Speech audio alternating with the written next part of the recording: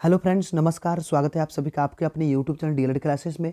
तो friends, DElEd entrance exam 2023 में पूछे गए प्रश्न को लेकर आए हैं, तो वीडियो को शुरू से अंत तक वॉच कीजिएगा।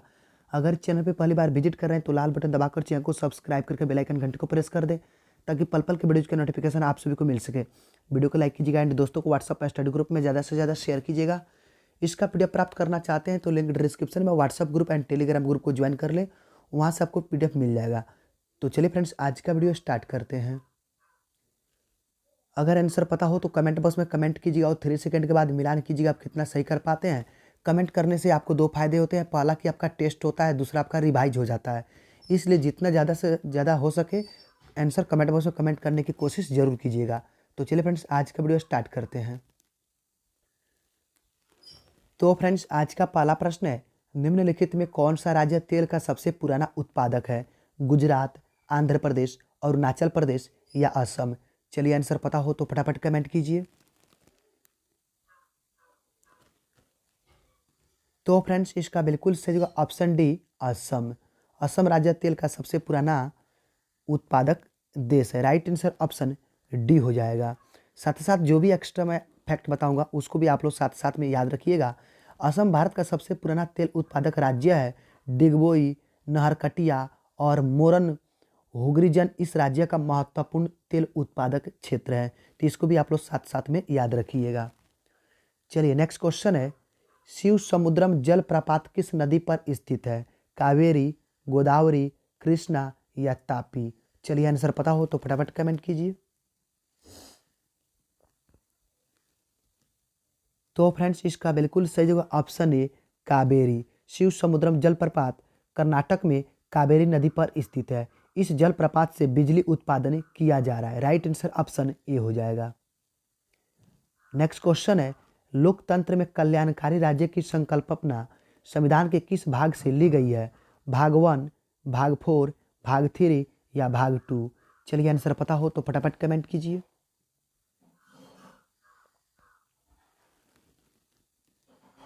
तो फ्रेंड्स, इसका बिल्कुल सही जवाब ऑप्शन बी, भाग 4।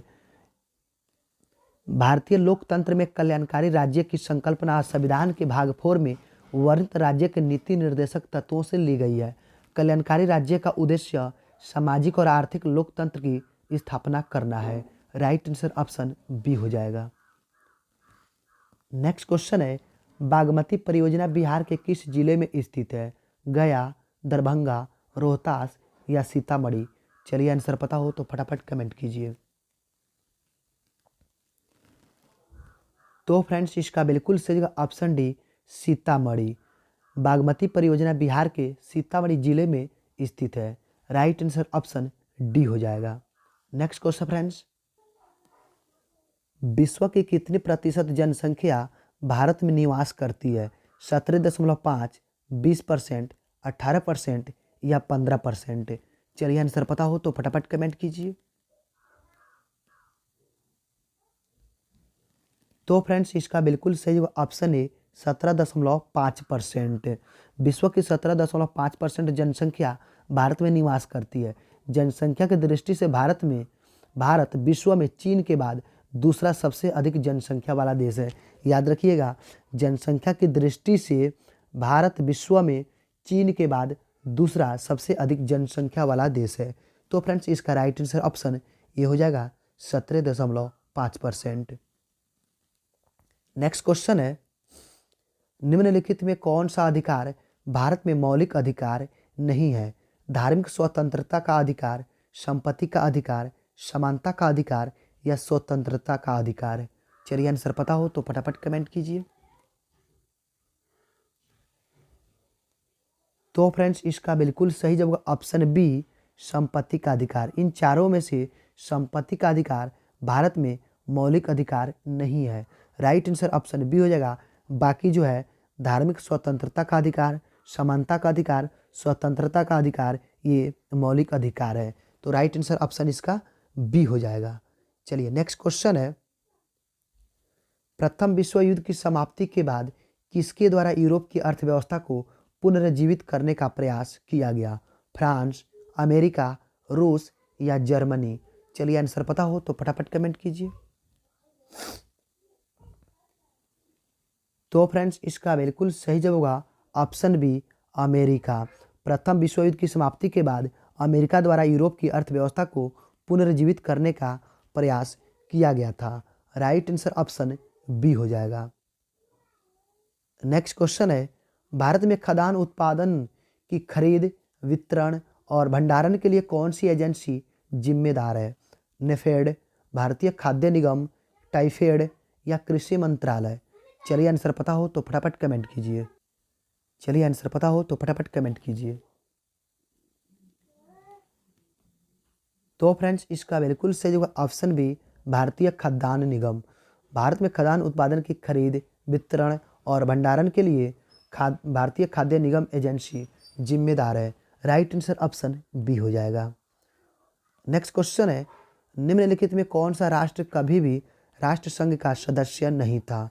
संयुक्त राज्य अमेरिका, यूनाइटेड किंगडम, जर्मनी या जापान? चलिए आंसर पता हो तो फटाफट कमेंट कीजिए।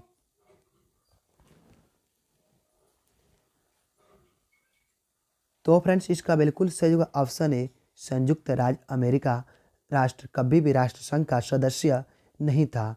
राइट आंसर ऑप्शन ए हो जाएगा। चलिए नेक्स्ट क्वेश्चन फ्रेंड्स, भारत का राष्ट्रीय पक्षी कौन है? तोता, हंस, मोर या कबूतर? चलिए आंसर पता हो तो फटाफट कमेंट कीजिए। तो फ्रेंड्स इसका बिल्कुल सही जवाब ऑप्शन सी मोर। भारत का राष्ट्रीय पक्षी मोर है। राइट आंसर ऑप्शन सी हो जाएगा। चलिए नेक्स्ट क्वेश्चन है, निम्नलिखित में कौन सा लोकतंत्र की उपलब्धियों में सबसे अधिक सहायक है? विकास, विषमता, निर्धनता या अशिक्षा? चलिए आंसर पता हो तो फटाफट कमेंट कीजिए।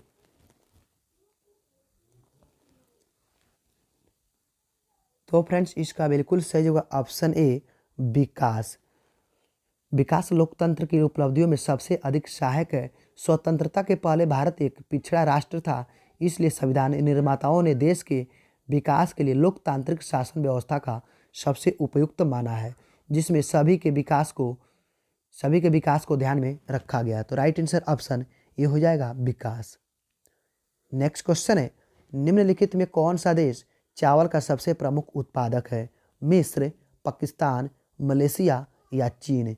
चलिए आंसर पता हो तो फटाफट कमेंट कीजिए। तो फ्रेंड्स इसका बिल्कुल सही जवाब ऑप्शन डी चीन। चीन चावल का सबसे प्रमुख उत्पादक देश चीन है, जबकि भारत चीन के बाद दूसरा सबसे बड़ा चावल उत्पादक देश है। यह भी याद रखिएगा, भारत जो है चीन के बाद दूसरा सबसे बड़ा चावल उत्पादक देश है। भारत में अधिकांश लोगों का मुख्य खाद्यान्न चावल ही है। तो इसका राइट ऑप्शन डी हो जाएगा चीन। नेक्स्ट क्वेश्चन है फ्रेंड्स, नाजी पार्टी का प्रतीक चिन्ह क्या था? लाल झंडा, ब्लैक शॉट, कबूतर या स्वास्तिक? चलिए आंसर पता हो तो फटाफट कमेंट कीजिए। तो फ्रेंड्स इसका बिल्कुल सही होगा ऑप्शन डी स्वास्तिक। नाजी पार्टी का प्रतीक चिन्ह स्वास्तिक था, जिसे जर्मनी के तानाशाह एडोल्फ हिटलर द्वारा अपने नाजी पार्टी के प्रतीक चिन्ह के रूप में 1920 में अपनाया था। तो ये क्वेश्चन कर सकता है कि किस सन ईस्वी में? तो 1920 ईस्वी में अपनाया था। इसका राइट आंसर ऑप्शन डी हो जाएगा स्वास्तिक चिन्ह। नेक्स्ट क्वेश्चन है, all India trade union Congress का गठन कब और किसकी अध्यक्षता में किया गया था? 31 अक्टूबर 1920 लाला लाजपत राय के समय में, 31 नवंबर 1920 एन.एम. जोशी के समय में, 31 दिसंबर 1920 बाल गंगाधर तिलक के समय में, या 31 दिसंबर 1920 महात्मा गांधी के समय में? चलिए आंसर पता हो तो फटाफट कमेंट कीजिए। तो फ्रेंड्स इसका बिल्कुल सही होगा ऑप्शन ए 31 अक्टूबर 1920 लाला लाजपत के राय की अध्यक्षता में इसको अपनाया गया था। राइट आंसर ऑप्शन ए हो जाएगा। नेक्स्ट क्वेश्चन है, पटना उच्च न्यायालय की स्थापना कब हुई थी? 1914 में, 1918 में, 1917 में या 1916 में? चलिए आंसर पता हो तो फटाफट कमेंट कीजिए। तो फ्रेंड्स इसका बिल्कुल सही होगा ऑप्शन डी 1916 ईस्वी में पटना उच्च न्यायालय की स्थापना हुई थी, जो भारत के बिहार राज्य में स्थित है। राइट आंसर ऑप्शन डी हो जाएगा। नेक्स्ट क्वेश्चन है, वास्को डी गामा को भारत पहुंचने का मार्ग किसने बताया था? मैगलेन, कैबरल, बार्थोलोम्यू डियाज या अब्दुल मजीद? चलिए आंसर पता हो तो फटाफट कमेंट कीजिए। तो फ्रेंड्स इसका बिल्कुल सही होगा ऑप्शन डी, अब्दुल मजीद। पुर्तगाली नाविक वास्को डी गामा को भारत पहुंचने का मार्ग अब्दुल मजीद ने बताया था। इसी की सहायता से वास्को डी गामा 1498 में भारत के पश्चिमी तट पर स्थित कालीकट बंदरगाह पहुंचकर भारत और यूरोप के बीच नए समुद्री मार्ग की खोज की थी। तो उसने कब आया था? तो 1498 ईस्वी में आया हुआ था। राइट आंसर ऑप्शन इसका डी हो जाएगा, अब्दुल मजीद।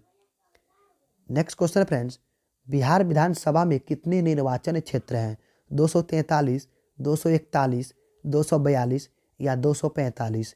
चलिए आंसर पता हो तो फटाफट कमेंट कीजिए। तो फ्रेंड्स इसका बिल्कुल सही होगा ऑप्शन ए, 243। बिहार विधानसभा में कुल 243 निर्वाचन क्षेत्र हैं, जिसमें प्रत्येक से एक सदस्य चुना जाता है। तो फ्रेंड्स इसका राइट आंसर ऑप्शन ए हो जाएगा। नेक्स्ट क्वेश्चन है, प्रथम विश्व युद्ध के बाद 14 सूत्री योजना किसने प्रस्तुत की? Lord George, Winston Churchill, George Clemenceau या वुड्रो विल्सन? चलिए आंसर पता हो तो फटाफट कमेंट कीजिए। तो फ्रेंड्स इसका बिल्कुल सही ऑप्शन डी, वुड्रो विल्सन प्रथम विश्व युद्ध के बाद 14 सूत्री योजना प्रस्तुत किया। राइट आंसर ऑप्शन डी हो जाएगा। नेक्स्ट और लास्ट क्वेश्चन है फ्रेंड्स, इनमें कौन परिवहन का मार्ग नहीं है? सड़क, पर्वत शिखर, वायु या जल? चलिए आंसर पता हो तो फटाफट कमेंट कीजिए।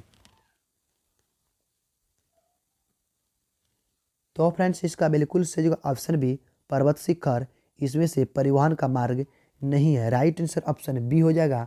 बाकी जो है सड़क, वायु तथा जल परिवहन का मार्ग है। राइट आंसर ऑप्शन इसका बी हो जाएगा। आई होप कि थोड़ा सा भी वीडियो पसंद है तो वीडियो को लाइक कर दीजिएगा। अगर चैनल पे पहली बार विजिट कर रहे हैं तो चैनल को सब्सक्राइब करके बेल आइकन घंटे को प्रेस कर दें, ताकि पल पल के वीडियो का नोटिफिकेशन आप सभी को मिल सके। दोस्तों को व्हाट्सअप में स्टडी ग्रुप में ज़्यादा से ज़्यादा शेयर कीजिएगा। अगर इसका पीडीएफ प्राप्त करना चाहते हैं तो लिंक डिस्क्रिप्शन में है। WhatsApp group and Telegram group को ज्वाइन कर लें।